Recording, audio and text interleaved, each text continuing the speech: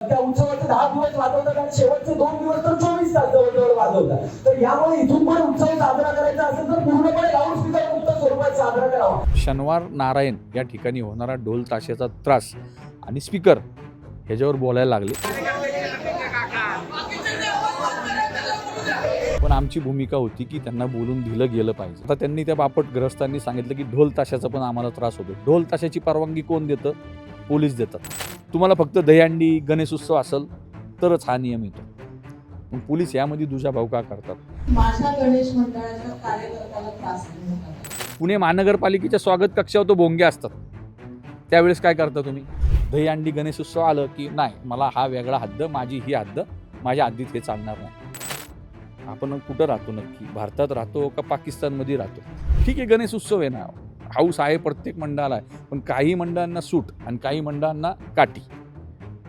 हे असं नाही ना चालणार. गुन्हा दाखल ज्यावेळेस पहिली नोटीस येते ना, त्यावेळेस फोन येतो पोलिसांचा की तुमच्यावर हा गुन्हा झालाय. बाहेर मंडळाच्या लाईटी चालू आहेत म्हणून लाईटी बंद कर, मी परत येतोय, लाईटी चालू दिसल्या तर. उत्सव आहे का कुठल्या पब बीपची लाईटिंग येते? 17-18 दिवसांवरती गणेशोत्सव आलेला आहे आणि पुणे म्हटलं की गणेशोत्सव ही नव्याने ओळख सांगण्याची गरज नाही. शेकडो वर्षांची परंपरा पुण्याला आहे. पण हे सगळं एका बाजूला असताना गेले अनेक वर्ष जो प्रश्न पुन्हा पुन्हा चर्चेला येतो तो म्हणजे डीजे डॉल्बीला विरोध करायचा आणि कुठल्याही परिस्थितीमध्ये पुण्यामधला गणेशोत्सव हा डीजे डॉल्बी मुक्त करायचा. आता या सगळ्यावरती पुन्हा एक नव्याने वाद उफाळून आलेला आहे. पण याच्यामध्ये गणेश मंडळाच्या कार्यकर्त्यांची काय भूमिका आहे आणि या सगळ्या पॉलिटिकल गेममध्ये ते कुठेतरी भरडले जातात का, या सगळ्या मुद्द्यावर बोलण्यासाठी माझ्यासोबत आहेत गणेश उत्सवाचे कार्यकर्ते ऋषिकेश आबा बालगुडे. खरं तर ते एका राजकीय पक्षामध्ये सुद्धा आहेत, पण आजची भूमिका ते जे मांडणार आहे ते फक्त आणि फक्त गणेशोत्सवाचे कार्यकर्ते म्हणून असणार आहे. अगदी पहिला प्रश्न सुरुवात करूया. महापालिकेमध्ये परवा जी बैठक झाली त्याला तुम्ही उपस्थित होतात आणि त्यावेळी विद्यानंद बापट नावाच्या व्यक्तीने त्यांचं मत मांडलं आणि त्यानंतर त्यांना सुरक्षा रक्षकांनी बाहेर नेलं. तिथे बराच आरडाओरडा झाला. त्यावेळी नेमकं काय घडलं होतं आणि तेव्हा तुमची भूमिका काय होती? ज्यावेळेस मीटिंग चालू झाली त्यावेळेस तिथं पुकारण्यात आलं की गणेश मंडळांच्या कार्यकर्त्यांनी भूमिका मांडा. त्यावेळेस काही गणेश मंडळाच्या कार्यकर्त्यांनी सांगितलं की नाही, पहिले पर्यावरणवाले बोलतील, मग आम्ही गणेश मंडळाचे कार्यकर्ते बोलू. ज्यावेळेस ते बापट जे आहेत ते भूमिका मांडायला लागले. भूमिका मांडत असताना काही गणेश मंडळांच्या कार्यकर्त्यांनी त्यांना विचारलं की साहेब तुमचं नाव सांगा. तर त्यांनी काही वेगळी भाषा वापरली. वेगळी भाषा वापरल्यानंतर त्यांनी सांगितलं की शनिवार नारायण या ठिकाणी होणारा ढोल ताशाचा त्रास आणि स्पीकर ह्याच्यावर बोलायला लागले. मग त्याच्यावर काही कार्यकर्त्यांनी त्यांना थांबवलं असताना तिथं वाद होऊ नये म्हणून याकरता पुणे महानगरपालिका सुरक्षा रक्षक आणि पोलीस यांनी मिळून त्यांना सभागृहाच्या बाहेर काढलं. आणि तुमच्या काही प्रिंट मीडिया असेल, इलेक्ट्रॉनिक मीडिया असेल, ह्यांनी सांगितलं की ह्यांना बाहेर काढलं, गणेशोत्सवाच्या कार्यकर्त्यांनी बोलून दिलं नाही. पण आमची भूमिका होती की त्यांना बोलून दिलं गेलं पाहिजे. कारण का तो पण एक कुठंतरी नागरिक आहे, त्याला पण त्याच्या भावना हे केल्या पाहिजे, तो बोलला पाहिजे होता. कारण का आमची पहिल्यापासून हीच भूमिका होती की त्यांनी पण बोलावं. म्हणजे गणेश कार्यकर्त्यांची काय भूमिका आहे नक्की स्पीकरच्या बाबतीतली एका ढोल ताशाचे ते त्यांना समजलं असतं की त्रास नक्की कोणामुळे होतो. आणि यांना दरवेळेस दहीहंडी गणेश उत्सव आलं की यांना हे सुचतं, बाकीच्या वेळेस सुचत नाही. म्हणजे इतरत्र तुम्ही बघायला गेलं तर उत्सव असतील, इतर पुण्यतिथी असेल, जयंती, आमचा कोणालाही विरोध नाही.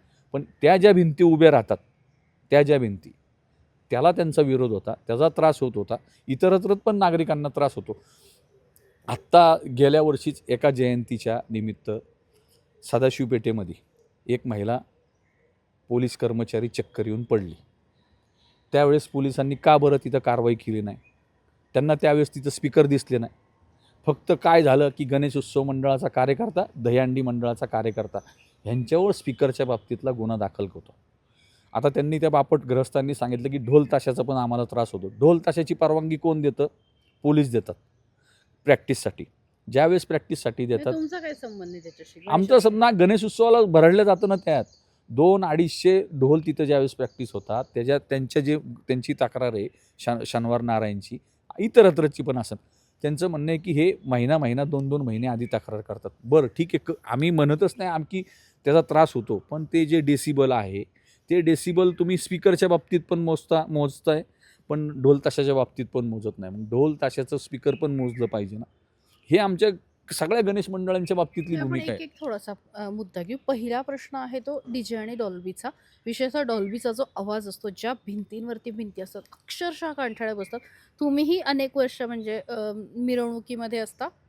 मीही कव्हरेजच्या निमित्ताने मिरवणुकीमध्ये असते. पुढचा दिवस कानामध्ये असा गुंग आवाज येत क्वीन असतो. अशी घंटी वाजती. ती घंटी कधी वाजती?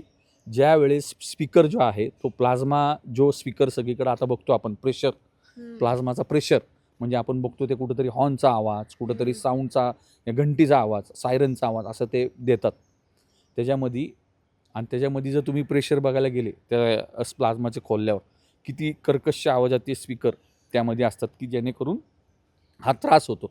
बरं, ज्यावेळेस त्रास कधी होतो? आत्ता रिसेंटली मागच्या 4-5 दिवसापूर्वी पोलीस कमिशनरांना स्वतः जे साऊंड असोसिएशनचे बबलू म्हणून आहेत त्यांनी दाखवलं साऊंडच्या बाबतीतलं प्लाझ्मा आणि क्वालिटी साऊंड यामधला फरक. तर प्लाझ्मा ज्यावेळेस लावलं त्यावेळेस CP साहेब म्हणले नाही बाबा हे बंद करा. म्हणजे ह्यांना पण सुद्धा कळलेलं आहे की स्पीकरचा नक्की त्रास कोणाचा आहे. दुसरी गोष्ट लेझर लाईट ह्यामध्ये पण प्रकार आहेत. लेझर लाईटमध्ये ज्यावेळेस चांगल्या क्वालिटीच्या ज्या लेझर लाईट आहेत त्यांनी त्रास होत नाही. दुसऱ्या हलक्या क्वालिटीच्या लेझर लाईट असेल, पार लाईट असेल, ह्याचा संबंधाने त्रास होतो. आणि त्यांचं जे म्हणणं आहे की विमानाच्या दिशादर्शकाला ह्या बाबतीतला पार लाईटनी त्रास होतो. तो तुम्हाला नियम विमानतळाच्या आसपास असणाऱ्या 100 ते 500 मीटर रेडियसमध्ये ते पार लाईट वापरायचे नाही असा आहे. मग तो नियम तुम्ही कुठं हे करता? तुम्ही ते पाळता का? तुम्हाला फक्त दहीहंडी गणेशोत्सव असेल तरच हा नियम येतो. मग पोलीस यामध्ये दुजाभाव का करतात? तुमचं जे दुसरा मुद्दा आहे मी अजून सांगतो तुम्हाला, पोलिसांकडचे जे डेसिबल मीटर आहे हे ग्राह्य नाही. तुम्ही डेसिबल मीटर चेक करा. डेसिबल मीटर हे इन पब्लिकमध्ये तुम्ही 10 ते 15,000 पब्लिकमध्ये ते डेसिबल मीटर चालू करा. इन जनरल आपण जसं बोललो ना तरी त्याचा आवाज 42च्या वरती जातो. तुम्ही चेक करा या बाबतीतलं नक्की काय. पोलिसांच्या ज्या गाडीवर जीपवर असेल कुठली गाडी असेल त्याच्यावर जो भोंगा असतो त्यांनी जर बोलले ना त्याचं पण मग तुम्ही चेक केलं पाहिजे आणि त्याच्यावर पण गुन्हा दाखल झाला पाहिजे. मग तुम्ही हे का नाही चेक पण करा? तो गरजेचा आहे ना. नागरिकांना काही अडचणी असतील किंवा तिथं काही म्हणजे जनजागृती करायची असेल, काही महत्त्वाची सूचना द्यायची असेल तर एकदम मान्य आहे. पण तुम्ही काय म्हणतात कर्कश आवाज. मग कर्कश आवाज तिथं पुणे महानगरपालिकेच्या स्वागत कक्षावर तो भोंगे असतात. त्यावेळेस काय करता तुम्ही? हां ठीक आहे, तुम्ही हा मान तो मान घेण्याकरता पुरस्कार किंवा काही सूचना देण्याकरता तुम्ही सूचना देण्याकरता आवाज देता. पण त्यावेळेस कर्कश आवाज तुम्हाला येत नाही का? पोलीस स्वतः ज्या ठिकाणी उभे राहतात संभाजी महाराज पोलीस चौकीच्या तिथं त्यावेळेस काय असतं? तीच भूमिका असते ना. भोंगेच असतात ना. तुम्हाला कोर्टाने सांगितलेलं आहे भोंगे लावायचे नाही. मग त्यावेळेस तुमचं कुठं जातं कोर्टाची ऑर्डर? फक्त गणेश मंडळ, दहीहंडी मंडळ ह्यांच्यावरच कोर्टाची ऑर्डर. ह्यात पण कुठंतरी पोलिसांनी दुजाभाव करतात ना. दहीहंडी गणेशोत्सव आलं की नाही मला हा वेगळा हद्द, माझी ही हद्द, माझ्या हद्दीत हे चालणार नाही. आपण कुठं राहतो नक्की? भारतात राहतो का पाकिस्तानमध्ये राहतो? गणेश उत्सव मंडळांना म्हणायचं नाही माझ्या हद्दीत हे चालून देणार नाही, तुम्ही त्या हद्दीचं बघा. म्हणजे आम्ही पाकिस्तानात वाजवतो का? ज्या वेळेस गणेश मंडळ परवानगीला जातो, उदाहरणार्थ टिळक रोडचा परवानगीचा विषय असेल किंवा लक्ष्मी रोडचा असेल, ज्यावेळेस बाजीराव रोडचा माणूस किंवा स्वारगेटचा माणूस परवानगीला जातो त्यावेळेस 2 हद्दीमध्ये परवानगीचे बोर्ड जातात, हे परवानगीचे अर्ज जातात. टिळक रोडला जायचं असेल तर तुम्हाला स्वारगेट पोलीस स्टेशनची हद्द घ्यायला लागते. आणि जर तुम्हाला लक्ष्मी रोडला जायचं असेल बाजीराव रोडच्या गणपतीला तर तुम्हाला विश्रामबाग आणि फराजखाना ह्या दोन्ही ऑर्डर घ्यायला लागतात. मग त्यावेळेस असा दुजाभाव का केला जातो? आणि उरला प्रश्न ढोल ताशांच्या बाबतीतला असेल, ढोल ताशा हा वाजलाच पाहिजे, ती संस्कृती आपलं दाखवलं पाहिजे. कारण का आता राज्य उत्सव झालेला आहे गणपतीचा, म्हणजे त्याच्यामध्ये ढोल ताशांच्या बाबतीतलं काही ढोल ताशा पथके काही मंडळ हे 4-4, 5-5 लावतात. मान्य आयुक्त साहेब बैठक घेतात, मान्य इथनं मागं महापौर घेत होते, गेल्या वर्षी मुरली अण्णांनी घेतली. पण प्रत्यक्षामध्ये किती ढोल ताशांचा आणि किती पथकांचा नियम आहे आणि तो पाळला जातो का? गेल्या वर्षी पुण्याचे जे खासदार आहेत मुरली अण्णा मोहोळ ह्यांनी सांगितलं होतं की प्रत्येक मंडळापुढं 2 ढोल ताशा पथके राहतील असं सांगण्यात आलं होतं. परंतु नाही राहिलेले. अण्णांनी सांगितलं, त्याच्यानंतर आयुक्त साहेबांनी सांगितलं, तरीसुद्धा राहिल्या. त्यांची संख्या मर्यादित असावी, ती पण मर्यादित राहिली नाही. बरं, आम्हाला विरोध कुठल्याच मंडळाला नाही. पण ते जे पोलीस दुजाभाव करतात, काही मंडळांना 12-12 तास. मग ते जे म्हणतात की 40 ढोल लावणार आणि 15 ताशे लावणार, हो, मग ते DCP रावळेंनी सांगितलेलं आहे. मॉडर्न हायस्कूलला ज्यावेळेस दुसरी मीटिंग झाली पोलिसांची, त्यामध्ये त्यांनी सांगितलं की 40 ढोल आणि 15 ताशे. ते मागच्या वर्षी पण ठरलं होतं. नाही, गेल्या वर्षी हे नव्हतं. फक्त त्यांनी सांगितलं होतं काहीतरी 30 का 35 सांगितले होते. असं पाळले सांगितलं गेले होतं. का? नाही पाळले ना. ठीक आहे, गणेश उत्सव आहे ना, हाऊस आहे प्रत्येक मंडळाला आहे. पण काही मंडळांना सूट आणि काही मंडळांना काठी. हे असं नाही ना चालणार. आपण या निमित्ताने एका विषयावर मला बोलायचं होतं. कसं कार्यकर्ता जो आहे ना, तो काही वर्षभर कार्यकर्ता नसतो. त्याला इतरही कामं असतात, त्याचे व्यवसाय असतात. समजा तुम्ही राजकीय, सामाजिक क्षेत्रामध्ये आहात.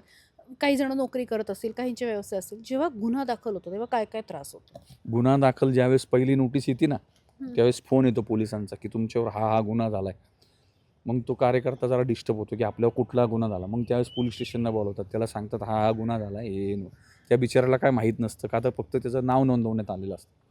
पण तो असतो गणेश मंडळाचा तो कार्यकर्ता. असतो गणेश मंडळाचा कार्यकर्ता. ज्या वेळेस गणेश मंडळाचा कार्यकर्ता गुन्हा दाखल होतो, तो म्हणतो माझ्यावर गुन्हा दाखल झालाय, कोर्टात उभं राहायला लागतं. कोर्टात गेलं की तो 4-5 वाजता येतो. तो असतो नोकरदार माणूस. म्हणजे पूर्ण दिवस जातो. पूर्ण दिवस 4 आणि 5 वाजता उपाशी तापाशी तो तिथं असतो. हिअरिंगला सकाळी जायचं. सकाळी जायचं 10 वाजता. हां. मग ते ज्यावेळेस काय कोण पुकारतील. असेल पुकारतील त्यावेळेस तिथं जायचं. मग पुढची तारीख पडती किंवा तारीख चालू राहते. आणि ही किती वर्ष चालू राहते तारीख? जोपर्यंत जो चालेल तोपर्यंत. आणि काही वेळेस सांगतात, राज्य सरकार सांगतं, कुठलंही राज्य सरकार, की बाबा आत्ता लेटेस्ट अधिवेशन मागच्या अधिवेशनामध्ये सांगितलं की कार्यकर्त्यांवरचे गुन्हे मागं घेतले. आमदार हेमंत रासनेंनी मुद्दा उपस्थित केला होता की कार्यकर्त्यांवर गुन्हे दाखल. पण आजपर्यंत मी आत्ता मागच्या 15 दिवसापूर्वी पण माहिती घेतली, एक सुद्धा गुन्हा मागं घेतल्याची नोंद नाही. मग ह्यातनं कार्यकर्ता भरडला जातो. म्हणजे मानसिक खच्चीकरण होतं. मानसिक वर्गणीला नाही, पदाधिकारी व्हायला कार्यकर्ते मागत नाहीयेत. काय सांगतात? नवीन कार्यकर्ते पदाधिकारी व्हायला मागत नाही. का तर नोकरी असते, कुणाला पासपोर्टचा प्रॉब्लेम येतो, कुणाला शिक्षणाला बाहेर जायचं असतं.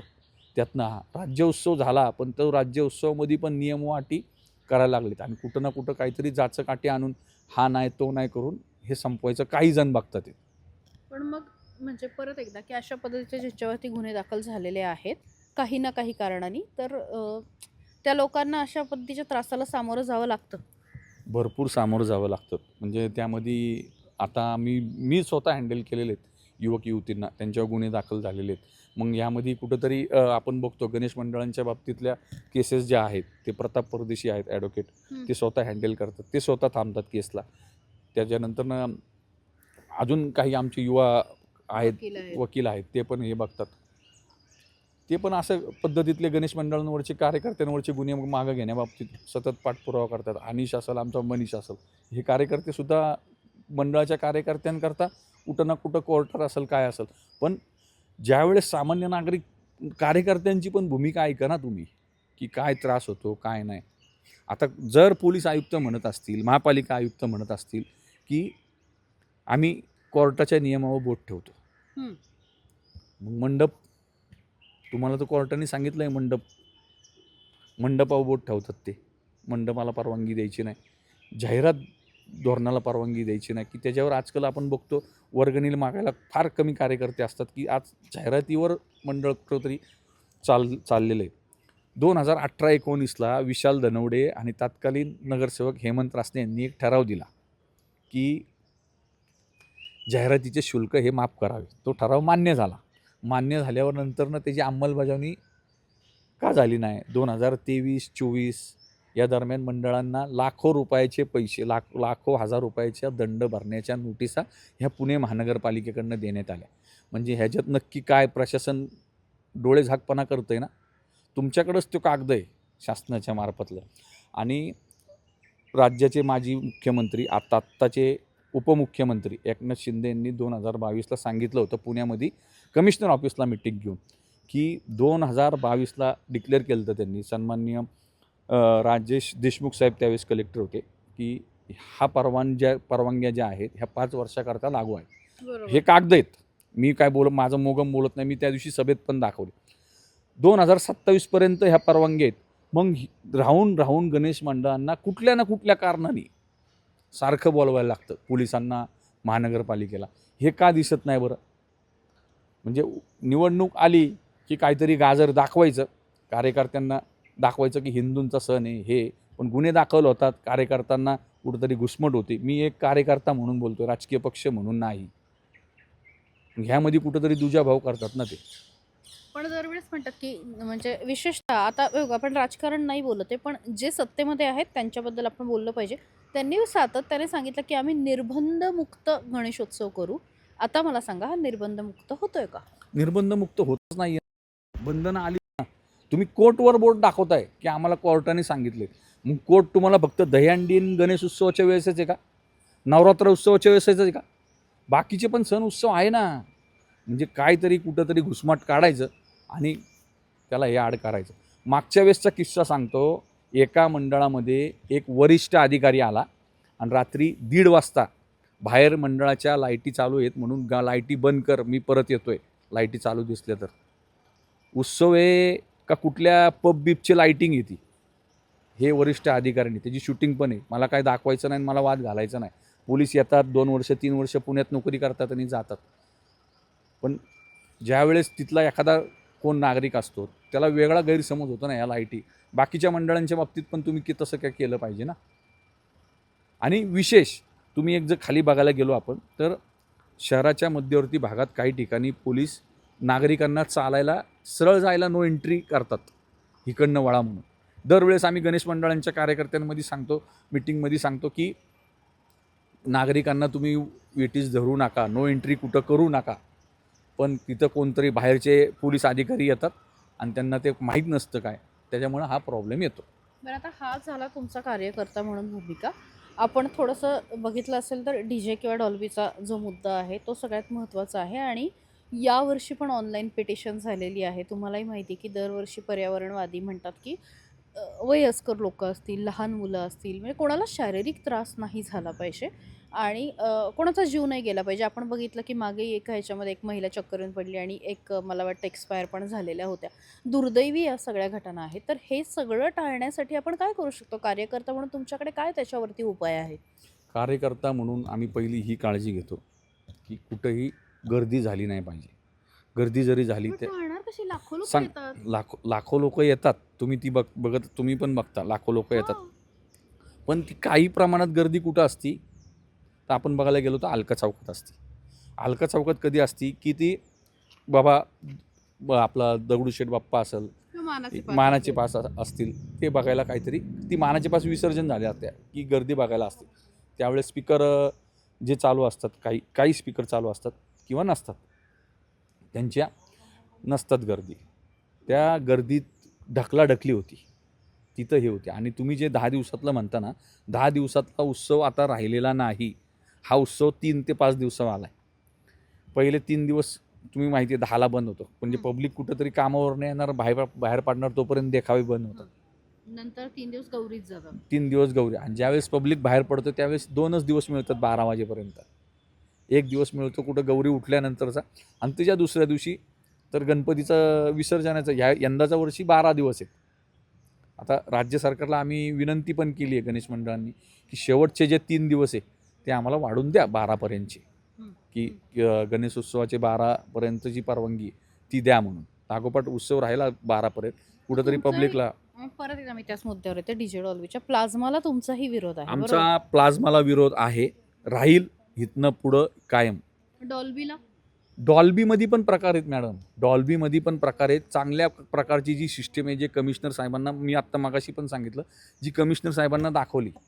भिंतीला आमचा विरोध आहे, हां, भिंतीला विरोध आहे. भिंतीला टोटल विरोध आहे. कुठलंही गणेश मंडळ त्याला म्हणत नाही की भिंत उभी कर. काही मंडळ करतात, पण एका गव्हाबरोबर किडे पण तुम्ही हे करता, किड्याबरोबर गहू पण येतात. अशी तार आहे.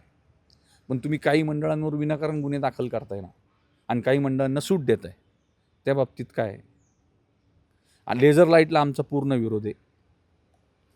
लेझर लाईट चांगल्या प्रकारच्या पण आहेत, त्याला कोर्टाने पण सांगितलं की ह्या चांगल्या आहेत. बाहेरच्या ह्याच्यात तुम्ही कुठं गेले, म्हणजे कुठले शो असतात त्याच्यामध्ये त्या लेझर लाईटवाला तिथं नाही कुणाच्या डोळ्याला प्रॉब्लेम येत. हे जे हलक्या क्वालिटीचे असतात हे कुठंतरी उत्सवामध्ये वापरले जातात, त्याला प्रॉब्लेम येतो. आणि हे जे प्रेशर मीटर जे आहे, जे स्पीकर लावतात, त्याला हा जो कर्कश आवाज म्हणतो, जे महिला चक्कर येऊन पडतात, त्यांना हा प्रॉब्लेम येतो. Thank you so much.